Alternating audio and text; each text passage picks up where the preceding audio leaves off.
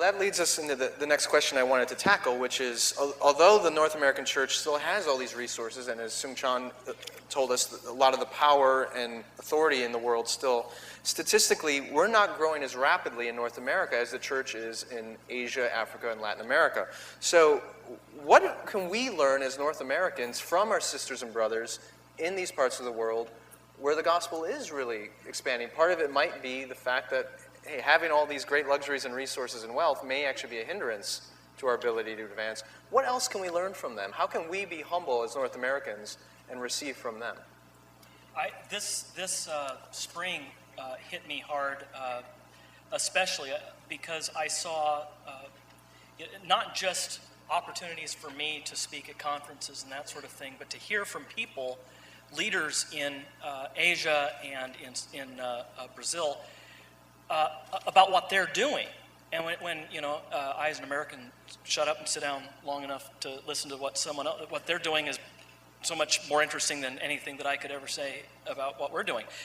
For example, in Brazil, the Presbyterian Church of Brazil there is, or our sister church, is multiple times larger than any North American Presbyterian sister church with whom it's in relations.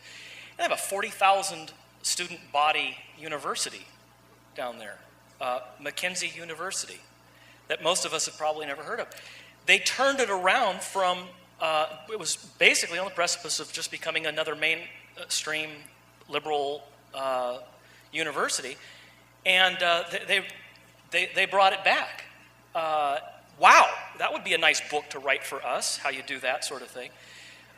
Usually it goes the other way for us. And I just had lunch the other day with a pastor from Seoul who is remarkably blessed with 2,000 members, but people who are growing in depth, not just in breadth. And I asked them, what is this? And a lot of their comments come down to, we're no longer taking every movement and fad that comes from North America.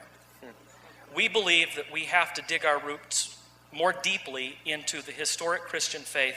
And when we do that, we find that we are more one with Christians around the world who confess the same faith in a very profound way than we are when we get broken up by American marketing into niche demographics, which I think is one of the greatest challenges to evangelism in our own churches, much less the rest of the world.